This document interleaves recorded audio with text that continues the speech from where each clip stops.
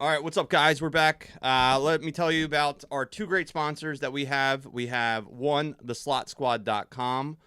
It is a nightly online Twitch channel that promotes online legal casinos in the United States. I stream on there. I have some friends that stream on there. It's a lot of fun. And if you guys tune into theslotsquad.com every night, we actually have merchandise to give you guys every night just by signing into there. It's free every single night. We give it away. So stop by. You can check it out. You can ask your questions. Yeah, you got to get one. I didn't even get you one yet, man. I know, man. They're legit too. Like, good. And if you sign in there, you can hang out. You can ask questions about any casino game we play. We play poker, online slots, video poker, roulette, blackjack, like literally everything. It's a lot of fun. We hang out. We have a nice little community. So stop by theslotsquad.com. Check it out. All right. Our other great sponsor that we have is nerd888.com. You go there. If you are in one of the legal states like New Jersey, you can sign up. You get $20 for free just for going there and creating account. Like, they literally just like, here's $20. You want $20? Sign up. Nerd888.com. They have online poker. It also links to a casino. 888's obviously a very trusted brand. Go there, sign up, let us know if you do, and we'll hook you up. I will get you some free merchandise. I promise you that. If you sign up, nerd888.com, make a deposit and bet, I will hook you up as well. So stop by, let us know if you do. I play on there as well. Brian plays on 888 as well. So you can stop by, check us out, let us know what you think. All right, guys? Thanks a lot. I've recently traveled, and I thought a good topic of something to go on is maybe some of the lessons that we've learned, because we've traveled a bunch to Vegas and Florida and different places and even road trips to go play poker. I want to talk about some travel tips and hopefully do two things. One, people that are going to start traveling again, maybe this gives them some information. But two, if you guys are watching or listening, if you have travel tips, I love saving money, right? Like, we're nits, right? 100%. So poker nits love saving money. So if you have any good information or good ideas or things that have worked for you, please either drop us a comment or send us an email and let us know. Yeah, we'll talk about it more in the future. Yeah, so like you said, this is more related towards like poker, but even people just generally traveling can use some of the tips that we've come across over the years. So just to start it off, and I think it's kind of the most obvious is like being prepared and organized. And when I say that, I mean you have to kind of go into the pre-planning stages before you even book or swipe that credit card on anything at all. So one thing that we've done is if we know we're going to be going to a particular area for a tournament series, the first thing we're going to do is we're going to talk to the people that we play poker with. We have a large cadre of poker degenerates. Wow, big words, right? I got my glasses on. I'm smart. But we have a lot of people who play poker, and they might not be our closest friends, but at the same time, we said it. We're trying to save a buck, so we'll try and get 2, 3, 4 people in on the trip with the expectation of, okay, we're going to split a lot of the costs associated with like lodging, whether it's hotel rooms or Airbnb or whatever it is that you're doing. Because that right off the bat helps you save a ton of money because you're splitting the cost. Yeah, and I would say with that, obviously make sure that people you can trust, and that you've played with before. I know some guys will link up with people they meet online, but I've also heard nightmare stories about people stealing money from each other. So I would say probably better if you've never traveled before and you're starting to do this, find some guys from your local poker league or poker club and see if they want to jump in on it. Flights are like super cheap right now.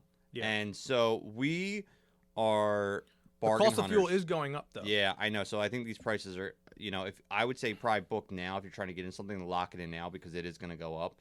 But looking on what I found to be the best is comparison rates on Google Flights. Google Flights is generally the best to try to tinker with the prices.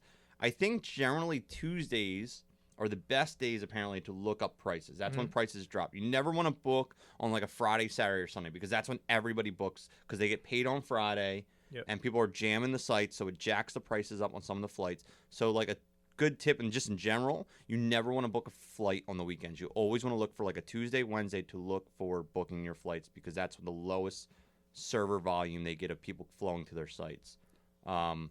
It's also good to book, and to kind of piggyback off that is like a 45-day window. Like if, like 45 days out is like the ideal time from what I understand. I mean, some people, they can't do that, or for whatever reason they have to book like either later or sooner. But I've found that waiting around that 45-day period is when you're going to get the best, the best price. In addition to, like you said, on that Tuesday.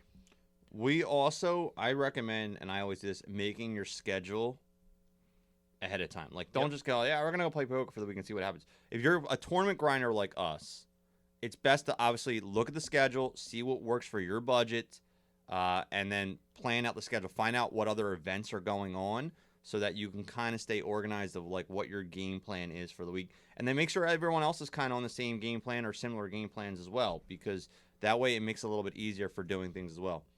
The one thing, not to cut you off, but you've done it, and I've started to do it, is use Google Sheets or something that you can easily organize the events that you do plan on playing into something that you can either print out or you can access through your smart device or computer or whatever.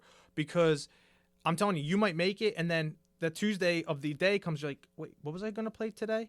And another thing is always have like secondary and even like third, like have a bunch of events with varying buy-ins, because again, you might go into the trip thinking, okay, I'm going to buy in to this one event 4 or 5 times. And the next thing you know, you've ran through that 4 or 5 times, and it's only your second day there. So you might need to lower your buy-ins to kind of say, like, you know what, I'm not running that good. I'm already in the whole couple $1,000. I think I'm going to go play this daily over here. I think I'm going to go play this, cheaper 200 event over here. Like, obviously everyone wants to shoot for the stars with the higher buy-in event, but you're not really anticipating running bad. Yeah. You know what I mean? I think one of the greatest things about Vegas, and I can't wait till it's back. I mean, I know it's going to be a kind of small or mini version, whatever it's going to be this year.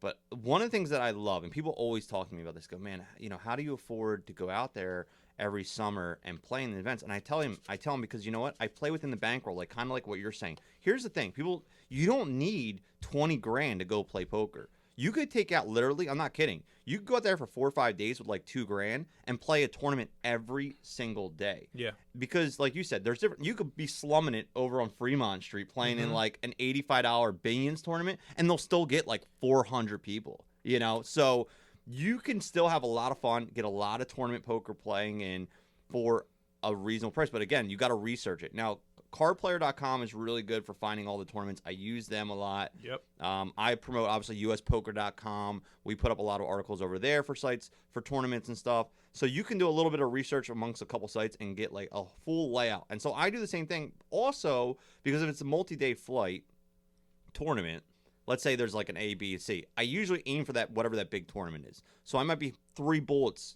in. But I might make day 2 by Friday. So now I have a Saturday off. So if have something in the plans or it works, I go, okay, well, if I make this, then Saturday I go here, and that's, the secondary game plan. Yeah. I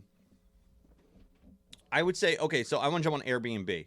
We've started using Airbnb recently when we travel in groups. I've used it a bunch of solo times as well.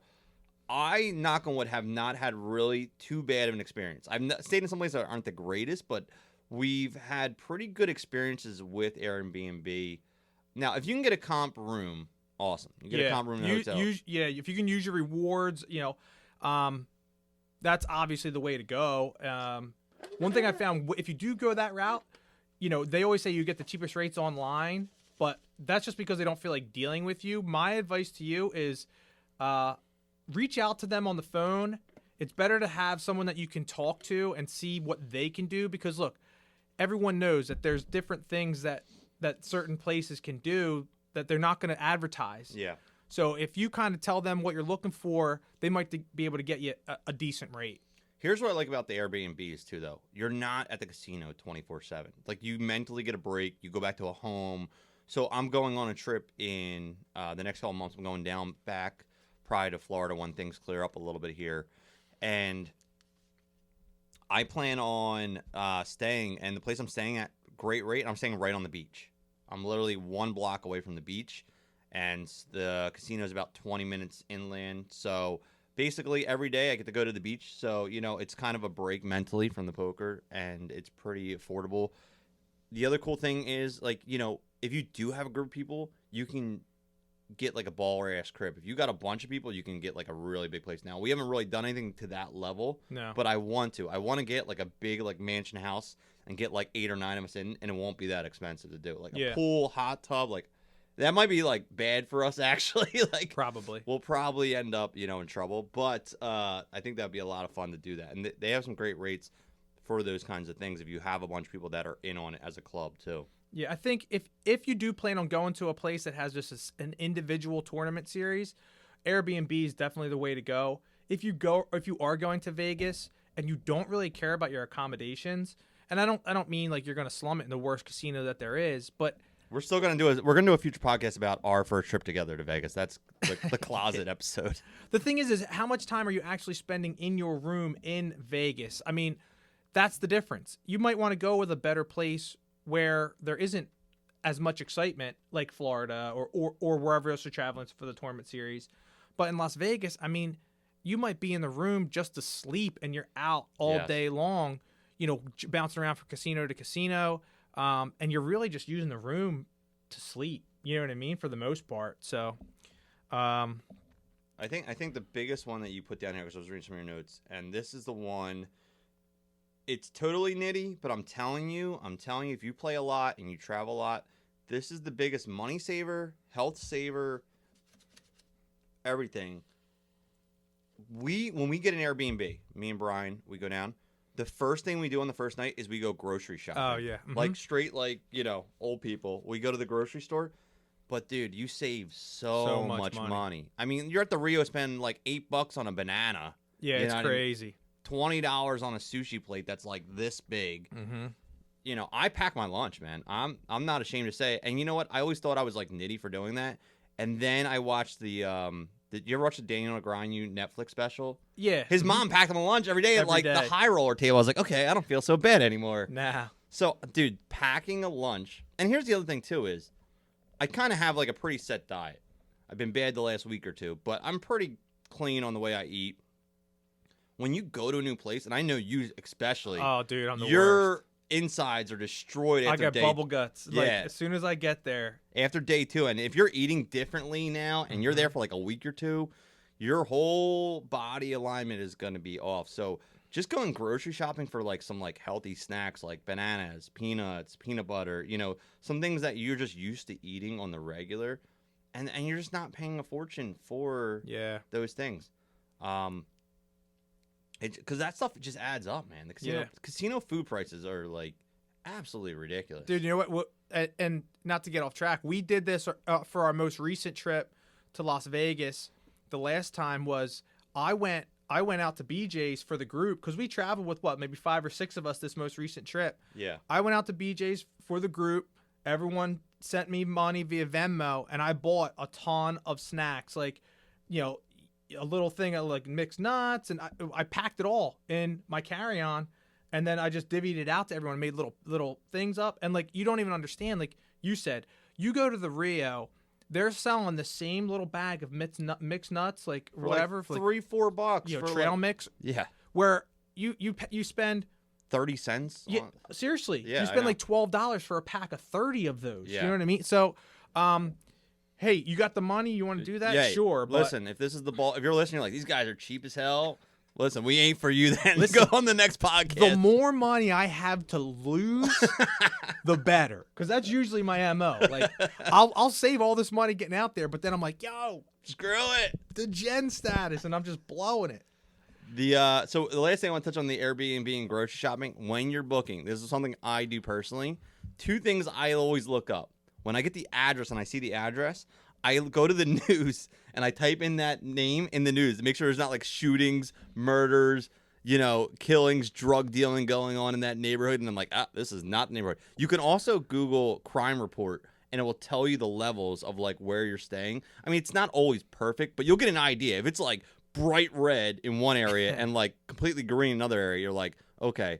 The last place I just traveled, I'll talk about in a little bit, was like absolutely great. But I researched it beforehand to make sure that it was a decent area. So look up your areas because we've stayed in a couple shady spots. And that's why. Yeah. I was going to say, and that's exactly why. We've learned our lesson. We've learned our lesson where we thought we were getting a great rate. The place looked incredible on the inside. And then, when we got there, it was like, oh, yeah. Well, it's like okay accommodations, but your neighborhood's like kind of rough. And here's the other thing too. Don't tell people you're there to play poker. Yeah. Oh, we traveled 3,000 miles to come play poker, and they're going to go, these dudes got money. Yeah, exactly. We're going to rob these dudes. Yeah. Like, I can't speak on behalf of like females. I don't know. It's a little different. I mean, we're a bunch of males. I feel a little more safer, but I don't know how a female would feel traveling in groups, but definitely research that, right? Like you just want to research your areas where you're staying. You want to be safe. You want to make sure your accommodation is safe. Also, first thing I do when I walk in the Airbnb is I walk and like search up and down, make sure there's no like shady cameras or like any shady things. Documenting damage. Yes, taking pictures because I've heard stories of like people going and there's like a camera in there. Like, why is there a camera in this Airbnb? So make sure that you look at the reviews. Now, a good thing about Airbnb, you can look at all the reviews, and if they have like one review, I'd be like, I don't know about this place. But if they got like 30 or 40 reviews and they're all like, pretty solid, you probably have a good idea of what you're going to, you have a good host and it's going to be a good, trip or whatever. One last thing with that is, and I've found this just on personal trips, not even just poker trips, you can get in contact with the host before you decide to just swipe the card because some of those rates are negotiable. Like they set the going rate. That's a good point. If you reach out to them and you say, "Hey, listen, would you be willing to do X? Would you be willing to do Y? Like this is what we got going on." Like if you open a good line of communication with the host, they might be willing to forego, a deposit fee, or they might be willing to forego like the cost of one night, depending on your travel accommodations. Like you might not be flying in until like 9 p.m. that night. You can just say, "Hey, listen, I don't need it for this whole day. Is there a way that I can pay a little bit less?" And I've found that the hosts are willing to work with you, especially if they're not getting much, like a lot of booking for that particular time period. So you just brought up a great point that I just remembered that I've done in the past. There was one place I went down to Coconut Beach. It was a couple years ago. I went down there in Florida, and so I got this place, but I also I think I had comps at the casino. So I was like, okay, I'm going to stay at this place because it was like pretty cheap, but I wasn't really sure about it. It looked great, but I wasn't really sure about the place. I stayed there one night. I booked one night, and it was great. The place is great. They had a pool. The people were really nice that lived there. And so I said to them, and I was fine. They realized that I wasn't like going to be a complete jerk and like damage or stuff and be wild. And so I said them the next day, I said, hey, I'm supposed to go like maybe go to this hotel over here. If I give you X amount of dollars, would you let me stay here for the next 3 days? And they were like, yeah. So I didn't have to pay the taxes. I didn't have to pay the cleaning fees or all the little because they get Airbnb gets a cut, so they get less. Yeah, they get a percentage. So I just offered them straight cash. They took it, and I stayed there 4 days. And they didn't have anyone. Now, if they have someone else booked, they're going to ask you. Yeah, you can't. But that's a good idea. I didn't even think about that because I remember I have done that in the past. So that is a good thing to do. Offer cash if you're going to stay a couple extra days or do things because things change. The one thing before, like going back to like the before travel, and we both have adopted this. The pack lightly but smartly. Yes. So this is the biggest money saver there is. So when we first started traveling, in our early 20s, mid 20s, we would wind up packing like a bag and having to check a bag with everything. We needed like 5 pairs of jeans and like 10 dress shirts to choose from and different pairs of shorts and a bunch of shoes. And like we found that we're never wearing all those things. We're just overpacking. So now we've gotten it down to like almost like a science where we're bringing just literally a carry-on like or, a book or bag. backpack. Yeah, that's it. If you're if you plan on going out to the club every night that you're down there, then yeah, you might need to check a bag. But if you're there to play poker, chances are you're not really going to be dabbling in the nightlife all that much. But that's not to say don't pack one nice shirt, a nice pair of jeans or a nice pair of dress pants or whatever, and a pair of shoes. But you can do that.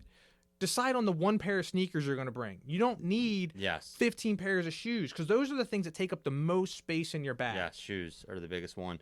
Yeah, so I wear just a book bag. I do just a carry-on. It's kind of a joke between me and Brian how much we can basically smuggle on the plane without getting caught. And once in a while, our bags are too big and they finally catch us. Like, okay, we got to pay the $30.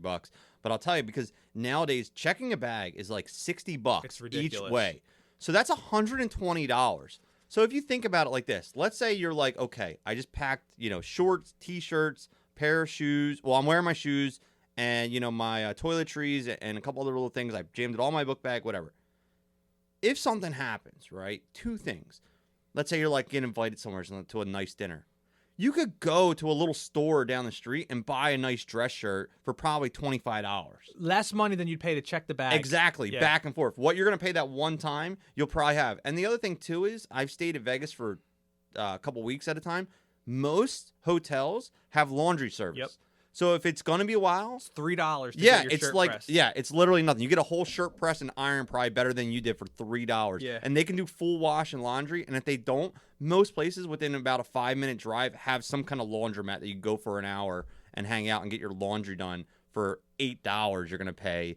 And again, you're not spending because think about it like this. I travel now. I was pre-COVID. Probably every other month I'm traveling. I'm going somewhere, either my family on vacation or playing poker. That's at least 6-7 times a year I'm probably traveling. With those bag fees, plus the people I've kind of gotten, the people I'm traveling with, like family and stuff, and we've traveled lately, I'm literally saving probably about $1,000, $2,000 a year in just bag fees. And here's the other thing, too, because I've heard nightmare stories. How many times have you heard stories people are like, oh, they lost our luggage? Bro, that's where I was going next with it. So with that, you don't run the risk of several things. Waiting for your bags at the baggage carousel. So that's time that you might need. So especially with Vegas, like they have tournament start times at all different hours, right? And if your flight happens to arrive just when the registration's about to close, like that's important that you're there and you register for that event before it closes. And you might be someone like me who likes to be register as soon as the event starts. And look, any way you can save time and money, take advantage of it, because you never know. Like, especially if you're flying a rinky-dink airline, nothing against them, but sometimes those flights are delayed. Sometimes those flights are canceled. So, saving the time that you're going to take to check a bag, to get your bag back at a baggage check, like it's all they say time is money. It literally time is money in this scenario. And I think that's one thing we learned. It's just that our time is so much more valuable. You want to enjoy the time there. You're only spending an extra hour waiting for your bag. And then, every let's say 1 out of 20 times your bag's either delayed, it might be lost. You eliminate that by just carrying your book bag. Literally, unless you're traveling somewhere that is so cold that you need heavy garments all the time, you can literally just get away with a book bag. Because most of the time we're traveling to warmer places. So you can get away with just t-shirts, shorts. The only thing you really need, your underwear and socks is the only thing that you really need to make sure you have a fresh pair for every day. And worst case scenario, you stay an extra week, you go to the store and you spend $6 on a pack of underwear and socks. You know what I mean? Yeah. It's not a huge deal. It's not. It's really not. I think it's one of the biggest scams that airlines know that they make so much money off, and they make you promote like, oh, you should be, bigger bag and all that. One last thing, or you could be like us and try to convince a military guy to travel with you, because if you're a military and you don't use this to your advantage, a lot of airlines give members of the military I forgot about free checked bags and free carry-ons and all kinds of free stuff that the general folk like you and I wouldn't necessarily get. So our one buddy, we turned him into a poker degen. Not for this reason, but he's now a legit degenerate. He's playing 3 or 4 times a week, and he's military. So when we go travel, he'll be like, oh yeah, just I'll check your bags if it's needed. If you're traveling with a group of 5 guys, you might need one bag checked. You throw all your shoes in there. You throw all your stuff in the one checked bag. So that's the other thing. We share one bag when we've done that in the past, and you just throw it all in one big bag, and that person gets it for free. Same thing with senior citizen discounts. If you're traveling with someone that has a senior citizen discount, or they might have a relationship to the airline. Sometimes they have it. So try to take advantage of those things 100% for sure. A couple other things just to put in there. Make sure that you're saving receipts. I always put that down there. A couple reasons. I know most of you guys aren't listed as professional gamblers, But if you win a certain amount of money, you could, and it becomes a regular habit, and you're starting to do this on a regular thing, or let's say you're working for a company, or you get a part of another thing, you can start writing off some of these travel things of expenses if you're going to go into the casino marketing, gambling, promotion world. Some of these things then become write-offs, but also for win-loss statements as that's well. Huge win-loss statement. So keep all your receipts, because then, at the end of the year, let's say you have a losing session all year. At the end of the year, you bank a tournament. Well, all those receipts from those daily tournaments, from just the local whatever's happening tournament, and you keep all those receipts, you can write them off of losses versus your win, so you're not paying as many taxes on that win later in the year. When I used to win, that's what I did. And then my last thing before we kind of close this, definitely have a day built into your schedule that poker isn't involved. Like, have a relaxation day or a relaxation night. Like, plan it out in advance with your group if you can. If it falls within their schedule, like, you got to take yourself away from like the grind sometimes and enjoy the place that you're at. Like, we always build in a night that we're going to either go out and like do have a couple drinks or go out to dinner or something like look ahead at what your schedule's looking like. Free up a night or free up a day to do something at the place you're going to. Like, we've gone golfing a handful of times when we've gone to Florida, which has always been cool. I went on. So one of the coolest trips that I did with Daybreak was when we played the main event back in, was it 2014 or 2015 now, with Big Rob. Rest in peace. Our buddy passed away this year. One day was really cool. We all had a break because we made day 2. So we all had the same day off. And Rob rented a car in Vegas, and we went to the Hoover Dam. We went to what was it, Count's Garage? I don't know if that's still there. Remember that show, Count's Classics or whatever it was. Mm-hmm. We went to Pawn Stars. We just did like the touristy thing just for a day, and that was like, I don't know, 6-7 years ago, I guess now. And it was just something I always remember. It was just such a nice break, and we went to this restaurant, and it was just a nice day to like. Just be a tourist for a day, you know, and just enjoy and take in the stuff. And I'll always remember that day. Mm-hmm. I've been to Vegas a million times, and that day always stands out to me as like a very enjoyable, because it was different. It stood out in my mind. The one thing that I do, and I do this even on like my family trips or like when I'm traveling not for poker, and it's just my thing, is like I will look up the places that have been on like those travel channel shows, like diners, drive-ins, drive-ins, dives, or whatever. You know what I mean?